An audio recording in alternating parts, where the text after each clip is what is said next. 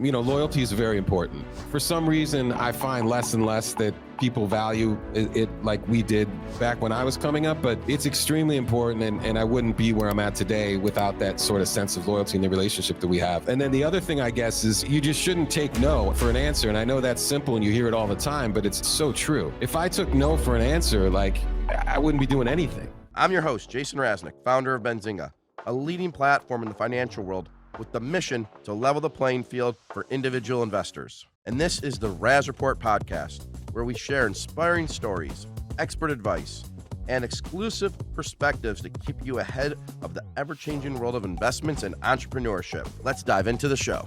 I know we have a lot of people here.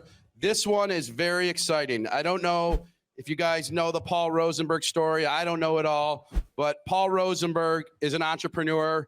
He made stuff happen on his own, got a law degree, went on and built a music business like no other, works with arguably the #1 music maker, I would say, of the century. We are so excited to have him. So first, can I hear it for Paul Rosenberg? Come on, a little more. Let's go. All right. And we want to give him, Benzinga wanted to award him with the Detroit Inspiration Award. When you have guys from Detroit who take the hard knocks, go the hard roads, and make it happen, he probably doesn't think it was that hard. He just made it happen. Benzinga wants to award it. I'm going to give him the award. Hold on.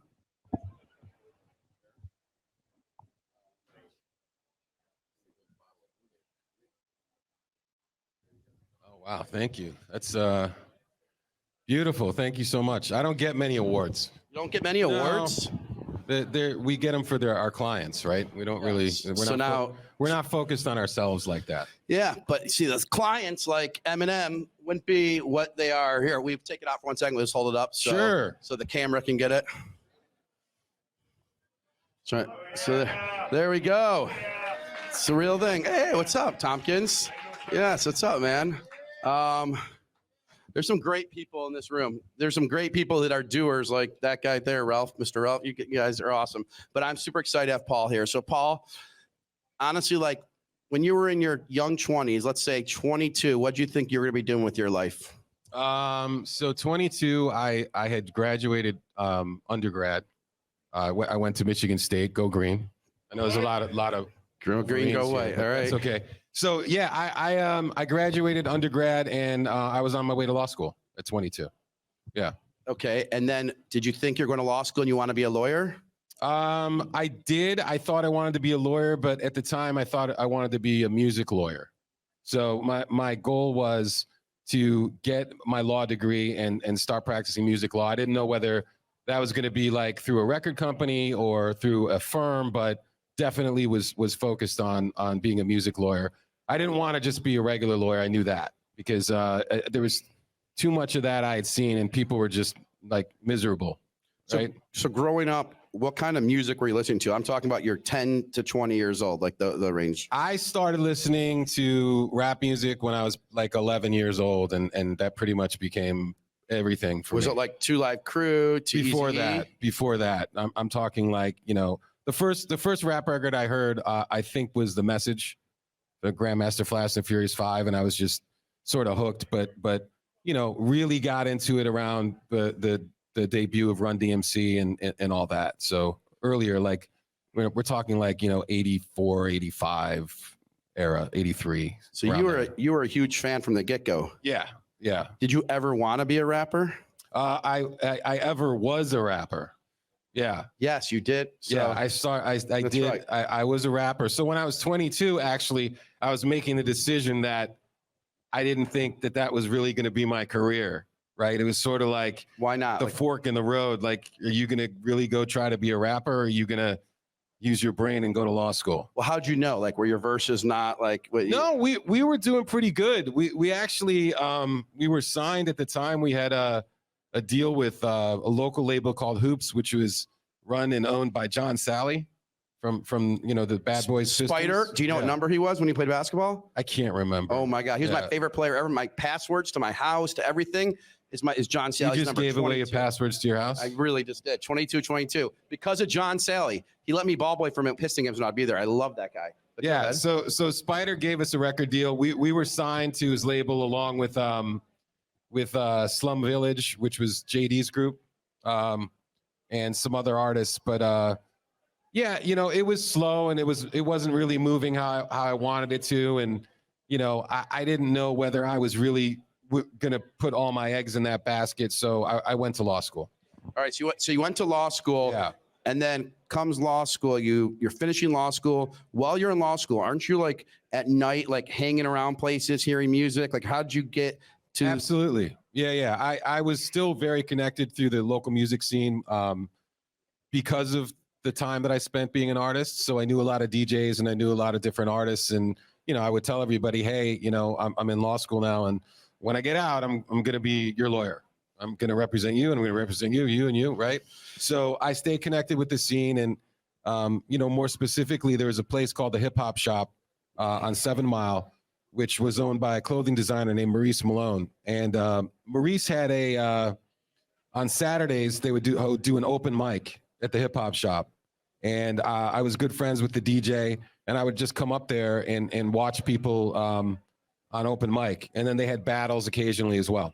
So is that kind of portrayed in the movie 8 Mile a little bit? What was the Hip Hop Shop? Sort of, not really, because that was more of like a retail clothing store, but certainly the same sort of vibe and the scene that was around back then. Yeah. That was actually one of the sweetest scenes. Like I know that's Hollywood, but it's kind of real life a little bit. You talking about like the parking lot freestyle? No, not the parking lot. In the bar, and he's like, Clarence went to Cranbrook. I love that line. Oh, yeah. You're talking about the end of the battle, the final battle. Yeah. That was Did that ever happen? That kind of stuff? Sure. Yeah. I mean, when guys are battling, they use whatever information and weapons they have against their opponents. So yeah. Okay. So anyway, so you finished law school, and you tell everyone you would be their manager. How did you and Eminem connect? So back to the Hip Hop Shop, there was a guy who used to host the battles every week. His name was Proof, and Proof was very close friends with Eminem, and Proof at the time was sort of the guy that everybody thought was going to be the one who's going to break out of Detroit and make a name for himself and finally bring Detroit on some sort of national stage. So I was friends with Proof, and I was going to be his lawyer as well. And he told me one day, I want you to stay after the battles are done today because there's somebody I want you to check out. And I said, all right, cool. And he just had this like sort of shit-eating grin on his face. And he looks at me and he goes, he's a white boy. And so he would said it to me like that because he knew I was a rapper, and he was, that I would, he was like, poking me a little bit. So I stayed, they cleared everybody out. And in walks this guy who I can remember like it was yesterday. He's wearing like this all white sweatsuit. He's kind of scrubby looking, a little pudgy. And he's like, this is Eminem. So I was like, great, nice to meet you, whatever. And they threw on some beats and he rapped. And it was sort of like an audition in a way. But, I thought he was really good, but it wasn't like, oh my God, this is the best thing I've ever seen. And, the heavens parted and the sun shined through. It wasn't like that, but it was like, yeah, this guy's quite good and, stay in touch, whatever. And then a month or two later, I was back there at the Hip Hop Shop, and he was releasing his debut album completely independently and was literally selling cassettes hand to hand. Right? Did he have money? How did he make a debut album? No, he didn't have any money. He had hooked up with a local production company who was funding it. Yeah. So he was selling the cassette hand to hand, and I bought it from him for $6. Okay, so you buy the cassette from Eminem. You meet you randomly see him at a party or on the street. It was at the Hip Hop Shop. Okay. Yeah. So you buy the cassette and then you listen to it, and then what? Again, really good. Well constructed, very good technical rhyme sense. But it wasn't there in terms of the songs, and more so his delivery. He hadn't really found his voice yet. Okay. So now you're not really interested in him yet. You're not like, I'm interested, but I'm not like, this is it. Okay, so what Like, happens? This is really good. I'm going to stay close to this, see how it develops. So what happens from then to you're like, we need to, like, you guys work together. Like what, like there's, Yeah. So I moved to New York after law school in 96 and stayed in touch with everybody here. And then I got a phone call from that DJ. His name was DJ Head. I got a phone call from Head. He was still at the hip hop shop DJing on the weekends. And he said, you really need to hear the new stuff Eminem's doing. So I said, great. You know, I didn't know how to get in touch with him. I'm not even sure if I had a cell phone at that point. This is 96, 97. I feel like 97. car phones were a thing then, but No, not. they had cell phones. I just couldn't afford one. Okay. So anyway, I got in touch with him and I called him and I said, hey, here you got some new stuff. And he's like, yeah. And do you remember me? Yeah, of course. Can you send it to me? Sure. And he sends me this cassette. And on the cassette was the sort of bare bones of what became the Slim Shady EP. Really? Yeah, just the two of us. And then I was convinced. So then you're convinced, Yeah. and like those songs were on there. Wow, just okay. So then Early versions of it, but yeah. it's amazing because your nickname back then was Paul Bunyan, right? Like, Yeah. Yes, you were like, and so then you and Emmett are talking. So then you're like, okay, I like this. Mm-hmm. How do you go for? Well, the reason I ask, this event is about like inspiring people. There's ideas. There's a guy I know who has a flag football business. There's different people that have ideas. How do you take idea to execution? This guy, I mean, that's as much success as you could possibly ever imagine, went from idea to execution. And we all know what Paul Rosenberg and Eminem, I mean, dude, you're in the song a bunch. Paul, don't do that. Like that line, I was always wondering who this Paul guy is. And you're freaking here on our stage right now. Isn't that crazy, by the way? I used to listen to this Paul, like, Paul, don't do that. And I'm like, who the hell is this Paul guy? He's here right now. It's kind of crazy. All right. I mean, it is crazy. But so what goes from that and how do you guys decide, to work together? Yeah, so I started off, I thought, I was going to be his lawyer. And so, one of the things that music lawyers do is they act sort of as an agent and bring demos to record labels, right? So my job at that point was go find him a record deal. Okay. Yeah. And so did you? Yeah, I mean, obviously it wasn't a straight path though. And, nobody really wanted to sign him. What year was that? 97. 97. So I was just getting out of high school. Okay. And no one really wanted to sign him. No. And so what'd you do? I didn't give up. You just kept a lot of closed doors and you just kept knocking? Yeah, I mean, look, at the time in 1997, the landscape was very different for hip hop music, right? So being a white rapper was not seen as a favorable thing. It was like, there wasn't that many success stories. There was the Beastie Boys. Then there was like the unfortunate things like Vanilla Ice. And in the middle, there was like a group called Third Base, but there wasn't really a great, authentic white rapper that people really accepted. So it was like, why do I want to go down that road? There's plenty of other stuff that I can do that's going to meet much less resistance than this. So I said, you shouldn't. If you don't believe in it, then fine. So but you finally get someone to say yes. Why do they say yes? Well, the someone was Dr. Dre. So there was no in between. It was Dr. Dre that finally heard the EP. Yeah. So we went out to LA and we were doing some stuff on the radio and I'll make a short version of this. And M was freestyling on the radio. Apparently Dre heard him on local LA radio. And one weekend he was at Jimmy Iovine's house. Jimmy Iovine at the time was a chairman of Interscope. And Jimmy brought a bunch of demos back that we had gotten to his assistant that got to Jimmy. That's hustle though. Like, yeah. No, there's a lot in between there. I'm just making it simple. You're making it short. Okay. And Jimmy had the cassette and Dre was going through his music and said, well, what's this? And he said, I don't know. It's this kid that's supposed to be really good. You should take it and listen to it. So he takes the cassette and he listens to it and he says, oh, wait, that's the guy I heard on the radio. And he calls up Jimmy and he said, I want to meet this guy. So they got in touch with me and that was it. And that is the beginning of, you've worked together now for 27 years, 28 years? Yeah. Oh my God. So that's like that's loyalty. It's everything. Because a lot of these guys switch off and you guys just have a relationship that like, yeah, I was very lucky that he's a loyal guy. Yeah, for sure.